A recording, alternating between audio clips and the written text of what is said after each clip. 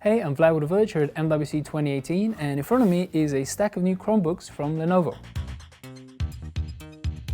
First of all, there's the Lenovo 100E Chromebook, which is $219. Then there's the Lenovo 300E Chromebook, which is $279.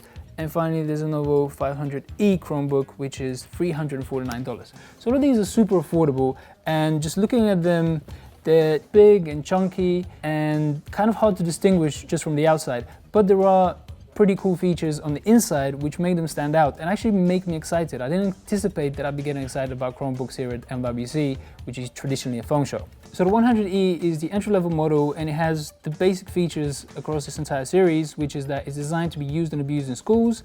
It has a spill-proof keyboard, it has a pry-proof keyboard so you can't tear it open. It has a drop-resistant design up to 30 inches.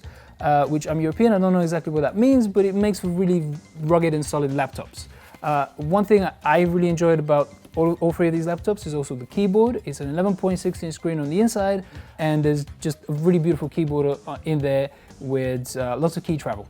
So all of these things are great, but the 100 has a really terrible screen. It has really awful viewing angles, so I wouldn't recommend it. I would step up to the 300, A, for the better display, B, for the fact that it also flips out in a yoga style hinge, which is kind of a Lenovo signature, and C, you can take notes with a pencil, and I literally mean a HB pencil. It's been designed to be used with a regular pencil. It doesn't leave any marks on the screen. It's really cool, really convenient, and again, with the application, the intended application for schools, it fits in really nicely. You'll be using this pencil in school.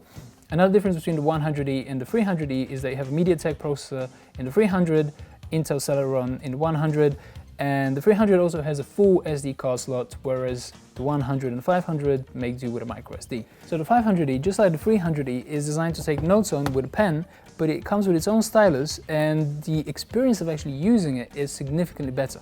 So the difference is you can't use a regular pencil to take notes on this laptop, but it is pretty much lag-free. So it tracks you perfectly as you go along.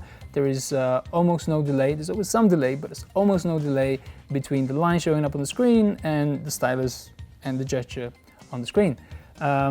There's plenty of lag on the 300, and the 300 also doesn't have palm rejection, which the 500E does. So I've been playing around with it here at MWC, and I've loved it, like doodling, taking notes and everything else. And I don't really love the screens on any of these laptops, but it's perfectly fine to do that kind of note-taking and just messing around with, which, you know, given the price, is really nice.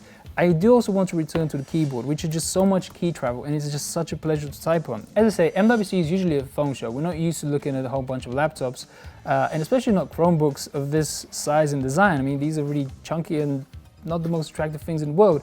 But I think that Lenovo has gotten the basics and the fundamentals down really well with these devices, and given their affordable prices, they're just super attractive. Lenovo has got USB-C charging across all of these, so it's standardized, it's compatible with most of your other devices. You got expansion of storage, you got regular USB ports, all of the ports are reinforced, the design is reinforced. The 300 and 500 have this flipping hinge, which is also reinforced. So you get plenty for your money. Now, in terms of availability, the 100E will be available in March, and the 300E and the 500E are going to be available pretty much straight away directly from Lenovo. Thanks for watching. Be sure to subscribe to The Verge and tune in to TheVerge.com.